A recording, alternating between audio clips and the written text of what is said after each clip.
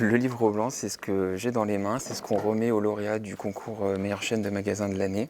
C'est une analyse très détaillée, très rédigée, puisqu'en fait, on demande aux votants d'évaluer leur enseigne préférée, mais aussi de noter des critères de satisfaction précis et des questions de consommation. Le concours en lui-même, bien sûr, c'est d'élire des enseignes, mais on en profite aussi pour poser beaucoup de questions aux consommateurs pour mieux les comprendre.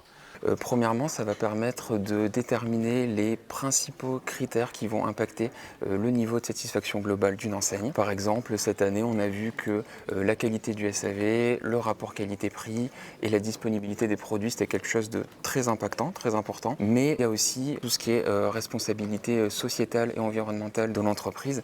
Et en fait, ce qu'on va voir cette année, c'est que au niveau des tendances de consommation, les choix des votants en fait, vont osciller entre des contraintes économiques qui sont très fortes, puisqu'on est dans un contexte inflationniste, et des préoccupations environnementales également importantes, parce qu'en toile de fond, il y a toujours l'urgence climatique. Il y a des tendances qui vont être plus marquées que d'autres. Par exemple, le fait de réparer un produit électroménager plutôt que d'en acheter un neuf, ça c'est quelque chose qu'on voit déjà aujourd'hui, ça va clairement s'intensifier. Il y aura d'autres choses un petit peu moins marquées, mais qu'on va commencer à voir, par exemple comme les abonnements aux services de restauration pour obtenir des promotions. Et à l'inverse, il y a des tendances qui devraient rester marginales selon les votants, comme le fait de louer des vêtements plutôt que d'acheter du neuf.